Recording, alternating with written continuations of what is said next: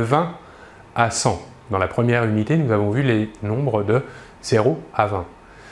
Maintenant, les nombres de 20 à 100. Commençons d'abord par les dizaines.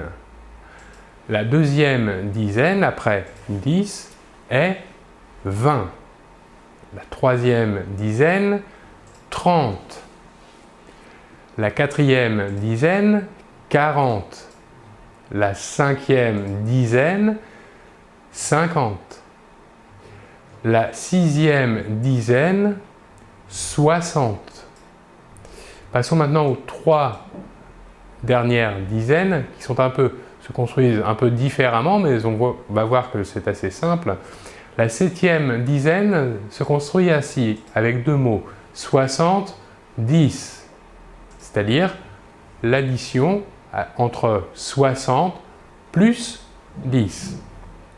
La huitième dizaine, deux mots également, 4, 20. L'opération qui correspond est 4 multiplié par 20. 4, 20. Enfin, la dernière dizaine, la neuvième, on dira 4, 20, 10. Ici, nous aurons deux opérations différentes. 4 multiplié par 20 plus 10. 4, 20, 10. Nous voyons que pour les trois dernières dizaines, nous ajoutons un tiret entre les deux mots ou les trois mots. Enfin, la première centaine sera donc 100. Voyons une petite particularité.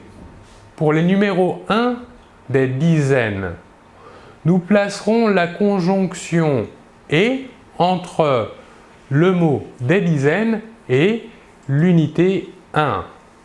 Ce qui donnera pour la deuxième dizaine 21, la troisième 31, la quatrième dizaine 41, la cinquième dizaine 51, la sixième dizaine 61, la septième dizaine 60 et 11, et pour les deux dernières dizaines, nous n'ajouterons pas la conjonction « et », celle-ci sera remplacée par un tiret, ce qui donnera pour la huitième dizaine 81, et pour la dernière dizaine 91. Voyons maintenant les autres numéros des dizaines. Nous placerons un tiret entre le mot des dizaines et le mot de l'unité. Voyons d'autres exemples. Pour la deuxième dizaine, nous aurons par exemple 29. Ici, nous plaçons donc un tiret entre le mot des dizaines et le mot des unités 9. Pour la troisième dizaine, nous aurons 38, la même chose, 47, 56, 65, 74, 83 ou bien encore 92. Voilà pour les numéros de 20 à 100. Je vous remercie beaucoup de votre attention et l'on se retrouve très bientôt. Au revoir.